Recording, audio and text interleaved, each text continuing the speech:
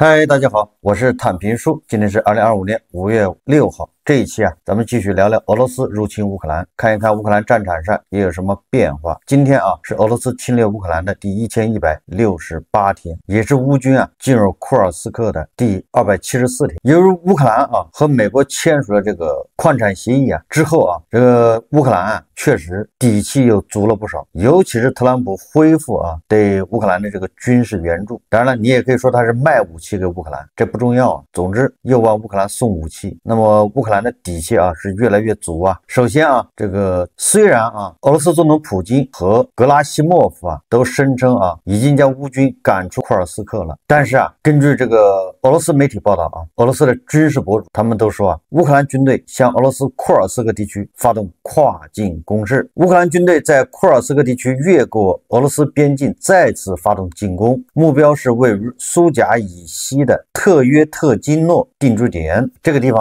以前乌军在这儿驻扎过几个月，乌军现在又要故地重游据报道，乌克兰军队一夜之间使用导弹摧毁了特约特金诺附近的桥梁，目的是孤立该定居点。早上扫雷车辆驶入俄罗斯雷区，开辟通道，随后是运载步兵的装甲车。边境附近的战斗正在继续，俄罗斯空降部队和其他部队正在与乌军交战。与此同时，乌克兰军队似乎正在准备对新普特发动第二次进攻，利用恶劣天气的掩护，尝试用扫雷车辆和机械化步兵再次突破。也就是说，乌军不仅没有离开库尔斯克，反而还要向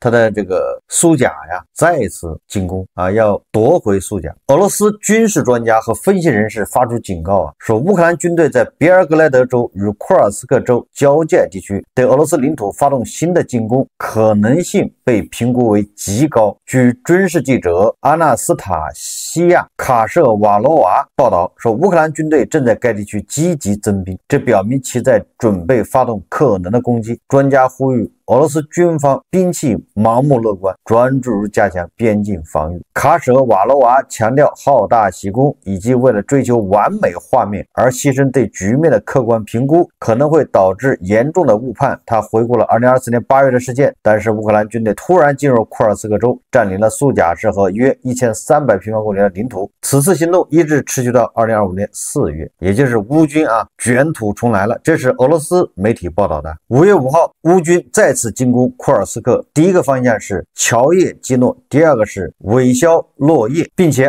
这个乌军已经炸断了乔诺基诺的一座桥，将这个定居点已经孤立起来。说来说去就是迪波老人再一次被他的下属，被微笑男孩特别行动总指挥格拉西莫夫将军再一次欺骗。反正也不是一次了各个渠道各个信息都表明乌军在别尔格莱德在库尔斯克还是非常活跃的，让迪波老人这个胜利日阅兵这个吃席也是非常闹心脸上无光不仅没能把乌军赶走乌军随时还要进行大反攻乌军最近积极打击俄军乌军的苏27在新赫罗季夫卡用激光制导炸弹消灭俄军。乌军吸血鬼无人机也在别尔格莱德攻击俄军阵地。推特账号就是 X 账号有一个军事博主5日发文表示，一个俄罗斯营指挥部和一组无人机操作员在新赫罗季夫被制导炸弹歼灭。相关视频显示，遇到制导炸弹攻击的现场发生剧烈爆炸，数栋建筑迅速碎裂崩塌。乌军也用吸血鬼无人机袭击别尔格莱德的俄军事目标，无人机用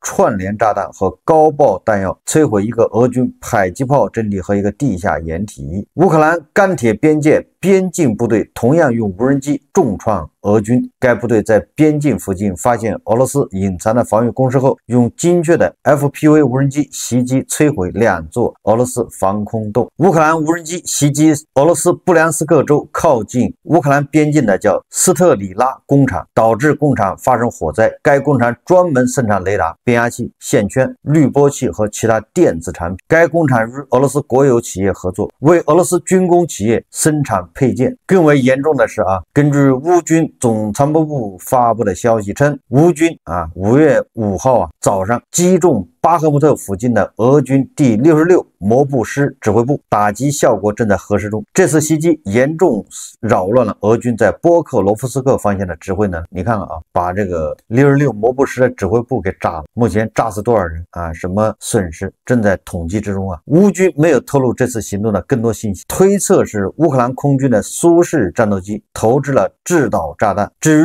如何定位俄军摩步师指挥部的位置，这对乌军来说并不困难，可以通过无线电监控和小型战术无人机侦察等手段。这个所谓的这个苏式战斗机啊投掷制导炸弹，就是苏27啊或者是米格29投掷那个法国的铁锤炸弹。乌克兰空军对铁锤评价很高啊，这种法国制造的制导炸弹不仅抗干扰能力强，而且因为自带动力，即使是在低空发射也可以获得让人满意的射程，对缺乏前线制空权的乌军来说尤为重要啊。遗憾的就是法国的铁锤炸弹这个产量太低。这个战争研究所啊5月2号对俄罗斯进攻的这个做了一个评估啊，战争研究所认为啊，过去4个月俄军在前线进展有所放缓，但俄罗斯继续容忍与俄军在2024年9月至12月加强推进期间所遭受的伤亡率相当的人员损失。战争研究所评估啊，俄军在2025年1月至4月在乌克兰和库尔斯克州共计夺取了1627平方公里领土啊，获得的是这么多啊。乌克兰总参谋部每日俄军伤亡报告表明，俄军在过去4个月中伤亡人数约为160600人，平均每平方公里就有99人伤亡，这个损失也非常大啊。根据这个福布斯新闻的报道啊，他这个分析文章中指出啊，俄军在上个月占领了约455平方公里的乌克兰领土，代价是损失4800件技术装备和伤亡超过3.66万人。按照目前的进攻速度，俄军要到2256年才会完全占领乌克兰，并且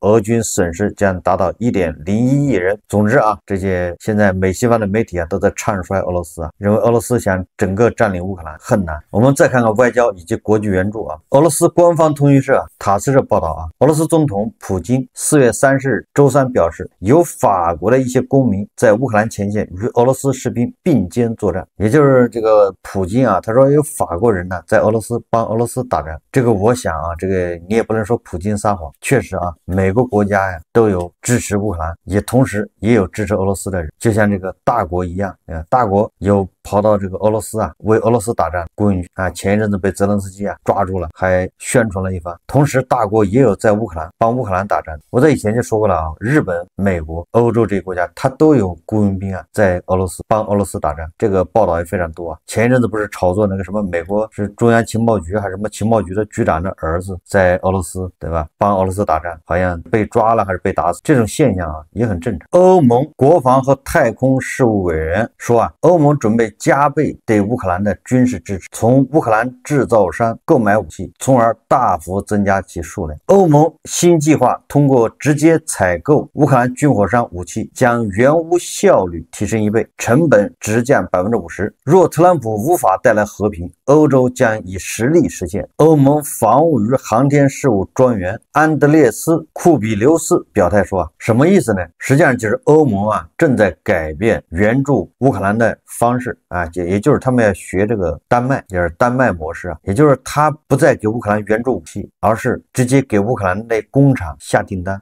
由这些国家来付钱，从乌克兰的军工厂购买把这武器再捐赠给乌克兰的这个国防军，这叫一举两啊，这叫花1分钱办2份事。如果你直接给乌克兰武器呢，一个这个欧洲自己生产武器或者买武器成本都很高，如果把钱给乌克兰的军工厂，乌克兰自己生产出来之后，在欧洲这个国家把它买了之后再去武器再去援助给乌克兰，那么这个相当于这个是双赢赢2次。所以说这个欧盟的官员说效率提高1倍啊。5月4号泽连斯基夫妇抵达捷克进行正式访问，并与捷克总统帕维尔共同举行新闻发布会。这个帕维尔说捷克一项弹药计划将在2025年底前向乌克兰提供180万发炮弹。泽连斯基称今年乌克兰将从欧盟就是盟友那里得到300万发炮弹。如果乌克兰够强大，战争就会结束。数据显示加上乌克兰自己的生产，今年乌军有望将每天发射的炮弹从7000发提高到1万发。根据测算在俄乌战场上，平均每100发炮弹弹，导致1名士兵伤亡。也就是捷克不仅要给乌克兰援助这个大口径炮弹，最主要的是2位总统还宣布，两国将联合创办乌克兰捷克 F-16学校，培养更多的 F-16战斗机飞行员和地勤人员。最近由于这个普京要在俄罗斯莫斯科举办这个胜利日阅兵式，要请很多国家领导人去吃席。普京提出了5月8号到5月10号这个双方停火72小时，但是泽连斯基要停就停1个月，并且泽连斯基一再警告提醒其他国家这个领导人，到了莫斯科要自己也就是俄罗斯人负责他们的安全，乌克兰对他们的安全没有责任。根据这个乌克兰的叫马扎尔那个无人机那个指挥官，根据他的说法他说由于有一个大国领导人参加这个莫斯科5月9号胜利日那个阅兵式导致乌克兰取消了打击莫斯科的计划。这个是一个乌克兰的无人机指挥官说的叫马扎尔鸟指挥官。他说那言下之意就是乌克兰很有可能就在5月9号这一天避免袭击莫斯科，但是也有可能袭击其他地方，但是这个是一个说法但是有媒体报道俄罗斯为5月9号的胜利日阅兵式在莫斯科部署了280个防空系统。我在想泽连斯基昨天他已经对外说了，有些国家通过外交渠道向乌克兰打听，或者让乌克兰做出保证，不要袭击这个莫斯科。毕竟大家跑去吃席那泽连斯基就通过他的外交部正式回应，建议他们不要去吃席，如果坚持要去吃席，那自己对自己安全负责。泽连斯基说你要注意俄罗斯人或者普京，他有可能贼喊捉贼也可能自己制造事端，完了之后嫁祸给乌克兰，这个可能都有的这个俄罗斯搞了280个防空系统部署在莫斯科周围，这个就像那个盖被子一样的如果被子短了，你怎么盖都盖住头盖不住，盖住了脚盖不住，顾头不固定了，那总有一个地方露出来，那恐怕就变成乌军的打击目标。很有可能在5月9号这一天把克里米亚大桥给炸掉，或者把其他的更重要的军事基地进行打击。俄罗斯以安全为由取消了塞瓦斯托波尔的游行，就是每年胜利日这一天在俄罗斯各地都要举行这个胜利日游行。那么今年为了安全起见，把塞瓦斯托波尔的游行取消，说明什么呢？说明俄罗斯恐怕已经没有这个力量去保护克里米亚，保护塞瓦斯托波尔，因为它的防空系统都被抽调到莫斯科周围。这个特朗普在接受 NBC 记者采访的时候，他说普京想要征服整个乌克兰，因为俄罗斯需要整个乌克兰，如果我不干预，就是特朗普不干预的话，他们现在就会为了整个乌克兰而战。俄罗斯不需要他们现在拥有的那片土地，他们需要整个乌克兰，如果不是我，他们还会继续下去。什么意思呢？就是说普京的目标不是乌东4个州克里米亚，而是整个乌克兰。如果不是特朗普及时出手那么普京一定会要夺取整个乌克兰。这个特朗普还跟这个记者说欧盟要求我给普京打电话，因为普京根本不理他们。这个特朗普说的话真真假假，只能参考。但被问及俄乌战争是否接近达成和平协议时，特朗普说我希望如此，我的确相信我们有一部分更接近，而另一部分可能没有那么接近。我不想说哪一个更接近，但我们的确为美国人民做了一个好交易在后方。但是如果我是总统，这场可怕的战争不会开始。如果我实现和平的努力没有成功，我就会放弃和谈。总有一天我会说好吧，继续做傻事。有时我几乎要退缩，但是接着积极的事情就发生了。总有一天我会说出来，达成和平协议也许是不可能的。普京和泽连斯基之间存在巨大世仇，但是在我看来，我们很有可能达成和平协议。这个特朗普绕来绕去说白了就是为自己这个转弯寻找退路，也就是宣布自己斡旋失败。但是他说我不斡旋了，你们爱打不打。这个早在这个特朗普要斡旋的时候，咱们就说了，他必然要失败，因为俄乌之间，第一是差距太大，第二是双方动能都没有枯竭，双方都觉得自己再努力一把就可以把对方打败。在这种情况下，特朗普何德何能去斡旋和谈，去让他们和平？甚至何况特朗普还用一个商人的思维去斡旋。特朗普的商人思维他以为他给普京让点，对吧？比如把克里米亚给俄罗斯，他单方面承认，他以为小恩小惠普京就能止步。他现在明白了，普京原来不可能止步的，他整个目标是乌克兰，所以应该说特朗普啊反应过来了，你只承认一个克里米亚是俄罗斯的有什么用？人家目标是整个特朗普啊被普京啊现实教育耍得团团转，可以说啊撞破南墙，不得不回头。那对普京来说呢，他的最后一根稻草没了。本来啊他指着特朗普上台，特朗普能缓他一下，但是哪知道迫于国际国内压力，特朗普对俄罗斯也变脸，在俄乌战争这一块明显的倒向乌克兰。所以说啊，普京啊可以说错过了利用特朗普的窗口。这个100天里面啊，如果他抓住了特朗普，说不定啊通过和谈能够谋取一些啊对俄罗斯对普京比现在要好的这个条件和状况。但是现在已经可能，普京痛失良机啊，错过了机会。所以昨天普京啊接受那个什么扎鲁宾采访，执政25年这个心路历程啊，我说我的解读是普京在交代后事，也很多人看不懂。实际上普京啊在向俄罗斯国内，在向世界美西方，也在向他的反对派，在向俄罗斯的还有其他蠢蠢欲动的各种派系，还有向俄罗斯民众做出交代，做出解释，对吧？这一切都不是我普京导致。普京的这个反弹啊，充分说明普京本人对取胜啊，对达成他的目标已经没有信心了，叫欲罢不能，进吧他也没那个实力，退吧又不用说，即便想完整的吞下乌东4个州还有克里米亚，他也做不了。更有意思的是啊，这个普京啊，他在那个采访的时候说他一直在考虑继承人的事宜，并暗示可能会有数名候选人角逐大位啊。作为继前苏联领导人斯大林之后执掌克里姆林宫最久的俄国领袖啊，他当然要选他的接班人。那为什么这个时候他要公开谈论接班人？我在昨天节目我也说，实际上他是叫引蛇出洞，他要让这些潜在的这些势力让他们产生错觉，以为他们就是继承人，让他们主动来跳出来，让他们之间互相斗起来啊，就像那个康熙末年九子多敌啊，一个道理。这个由于普京执掌俄罗斯时间太长，俄罗斯国内有很多派别啊，他的潜伏在水下，但是不代表他没有，他的力量还很强。这些势力啊，比如梅德韦杰夫，比如绍伊古这样，他们平常都是高举这个普京，以普京的马首为瞻，普京很难发现他们狼子野心，就没有办法判断这些人是真心的还是有预谋的抢班夺权，所以他希望这些人斗起，所以他自己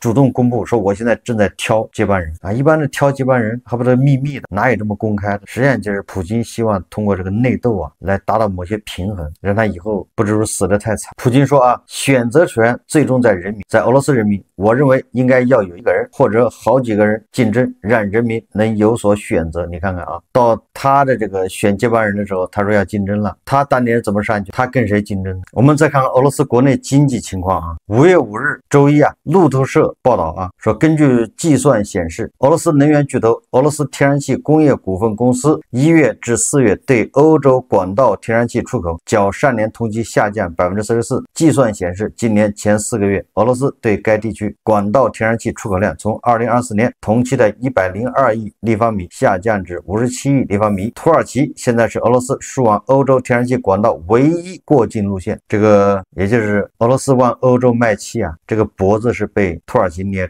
即便这样今年同比还下降 44%。 这个欧盟要求在2027年之前完全这个断绝从俄罗斯购买天然气。本周末欧佩克加宣布6月份增产幅度超出预期，令交易员震惊，原油市场再次遭受冲击。在周六举行的线上会议上，以沙特阿拉伯和俄罗斯为首的主要产油国同意将日产量提高到 41.1 万，几乎是原定产量的3倍。高盛对此作出回应，将其2025年12月布伦特原油价格预测下调5美元至66美元，西德克萨斯中质原油价格预测下调62美元，理由是欧佩克加供应增加以及特朗普的关税攻势。高盛表示我们不再预测价格区间，因为随着经济衰退风险上升，价格波动可能会持续高企。全球油价大幅下跌以及贸易紧张局势的加剧，对俄罗斯经济构成了显著的威胁。俄罗斯央行警告称油价下跌和关税战争可能会对俄罗斯经济造成严重影响。俄罗斯乌拉尔原油价格接近每桶50美元，这是近2年来最低水平，主要原因是全球石油市场的低迷。最近这个黄俄他们一直以来有一个论调啊，就是说乌克兰想要夺回失去的领土已经是不可能。乌克兰有这样的意愿，但没有这样的这个论调啊，和前一阵的特朗普以及万斯啊、卢比奥他们的观点，也就是俄军占领了这地方，乌克兰凭他自己的实力很难把俄军赶走。所以黄俄基本上也这个论调，认为啊，已经失去了领土，乌克兰是不可能收，无论意愿如否，也无论接受如否，克里米亚和乌东四州再也不会回到乌克兰。如果现在停战和平，乌克兰心有不甘；如果继续打下去，乌克兰会失去的更多。只有在一种情况下，乌克兰才能夺回失地，那就是北约大规模参战。这种观点啊，是非常片面。他们看待这个战争啊，总是关心一城一地得失，他们看不到全局啊。也就是说，这个战争持久下去，对双方的这个经济损失，对吧？经济上的伤害，换种说法就是俄罗斯你能撑多久？会不会像前苏联那一夜崩溃？目前啊，这个最大的可能啊，要让俄罗斯失败的话，基本上就是耗到俄罗斯油尽灯枯啊，耗到俄罗斯自己国内出问题，一夜之间俄罗斯就变成若干个小俄罗斯，就像前苏联一样。不管怎么说啊，这个特朗普上任这100天，曾经给普京带来了一丝希望，普京啊也过了一段舒心的日子，但是快乐总是短暂的。接下来啊，普京又陷入深深的焦虑中啊，躲在他的地堡瑟瑟发抖啊。普京不仅要对付美西方这些不友好国家，普京更大的麻烦恐怕还来自国内。好，这期节目我们就聊到这里，感谢大家收看。如果喜欢我的节目，欢迎订阅转发，也可以在下方留言评论，谢谢大家。